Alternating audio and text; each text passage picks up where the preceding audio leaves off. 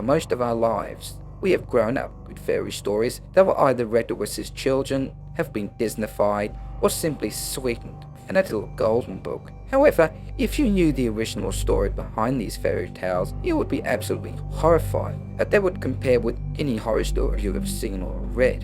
In the original fairy tales, nobody lives happily ever after. The following are 5 original fairy stories that would surely give children sleepless nights and nightmares. Number 5. Snow White. According to German historian Eckhard Sander, the character of Snow White was based on the life of Margareta von Waldeck, a German countess in 1533. At the age of 16, Margaret was forced by her stepmother to move away to Brussels. There, Margaret fell in love with a prince who would later become Philip II of Spain. Margaret's father and stepmother disapproved of the relationship as it was politically inconvenient. Margaret mysteriously died at the age of 21, apparently having been poisoned. Historical accounts point to the King of Spain, who, opposing the romance, may have dispatched Spanish agents to murder Margaret. Another historian, Graham Anderson, compares the story of Snow White to the Roman legend of Chione. The name Chione means snow in Greek, and in the story she's described as the most beautiful woman in the land, so beautiful that the gods Apollo and Mercury both fell in love with her. Mercury puts her to sleep and then has his way with her. Then Apollo, disguised as an old crone, approached her and he too has his way. These affections led Chione to openly boast that she was more beautiful than the goddess Diana herself, resulting in Diana shooting her through the tongue with an arrow. By the time the brothers Grimm and the murderous stepmother appear in the story, it has been toned down to suit children, and all this before the 7 dwarves haven't even made an appearance. Number 4. Cinderella. In the original Brothers Grimm version, one of the evil stepsisters cuts off her own toes in order to fit into the tiny glass slipper, where the prince is then notified by little doves that there is blood on the shoe. He eventually discovers that the true owner is Cinderella. Once the stepsisters realize she will be queen, they then try to curry favor with Cinderella, but when they attend the wedding, their eyes are pecked out by birds. Also, in the original Grimm story, Cinderella does not have a fairy godmother but plants a tree by her mother's grave and prays every day. She is still helped by animals, though specifically birds, not mice. Also, she doesn't just lose her shoe because she's in a rush, rather the sneaky prince covers the steps in a glue to make her stick to them and loses her shoe in the process.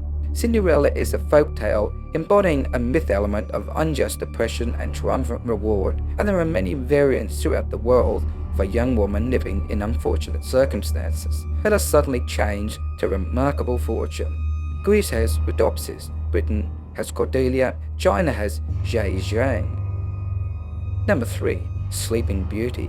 Sleeping Beauty is a classic fairy tale which involves a beautiful princess, a sleeping enchantment, and a handsome prince. The version collected by the Brothers Grimm came from an original tale published by Charles Perrault in 1697. This in turn was based on an Italian poem by Giambattista Basile in 1634, which was in turn based on other folk tales. The earliest known version of the story is found in the narrative of Persephorus, composed between 1330 and 1344 and first printed in 1528. So by the time the Brothers Grimm had adapted the story, it had well and truly done the rounds.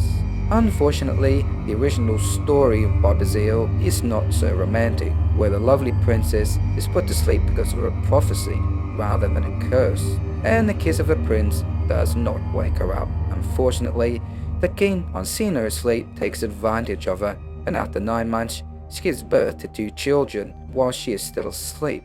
One of the children sucks a finger and removes a piece of flesh which was keeping her asleep. She wakes up to find herself the mother of 2 kids. The king's wife, however, is not happy and makes plans to have the cook kill the children and serve them up to the king. The cook, however, has a kind heart and cannot bring himself to carry out the queen's wicked request and kills the goat instead and pretends to serve the king his children. The king's wife discovers the cook had disobeyed her and captures him and the children. She then prepares a boiling cauldron of poisonous snakes and other horrible creatures and proceeds to throw the cook and the kids into the cauldron, but at the last minute, the king arrives and the queen ends up in the cauldron. I suppose they do all live happily after, except for the queen. Number 2. Little Red Riding Hood.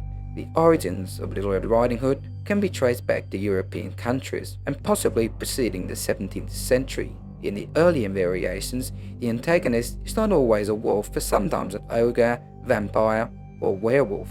The wolf leaves her grandmother's blood and meat for the girl to eat, who then unwittingly cannibalizes her own grandmother.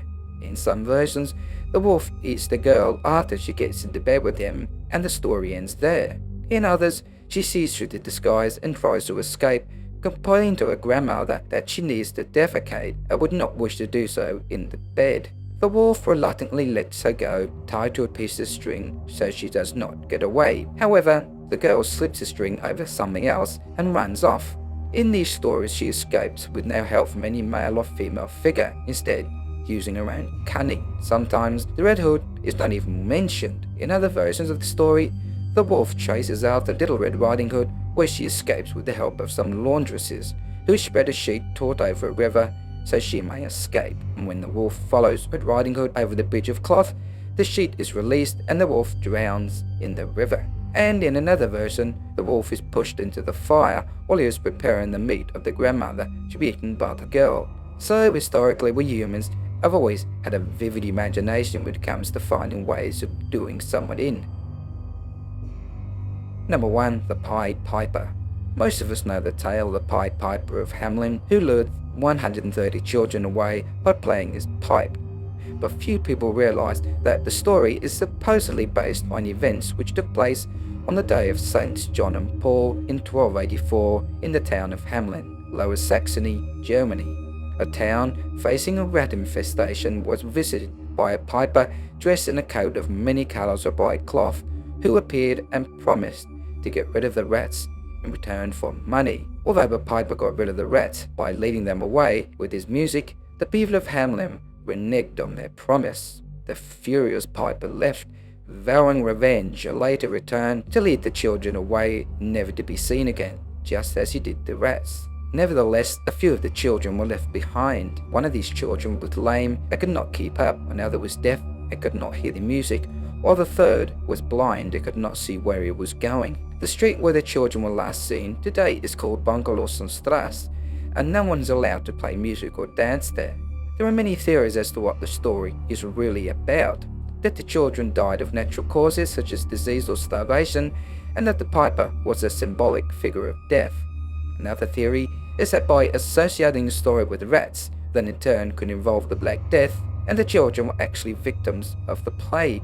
Another theory suggests that the children were actually sent away by their parents due to the extreme poverty that they were living in. One very dark theory even proposes that the Pied Piper was actually a pedophile who crept into the town of Hamelin to abduct children during their sleep. Whatever theory one proposes as to why the children disappeared, all of the stories end tragically.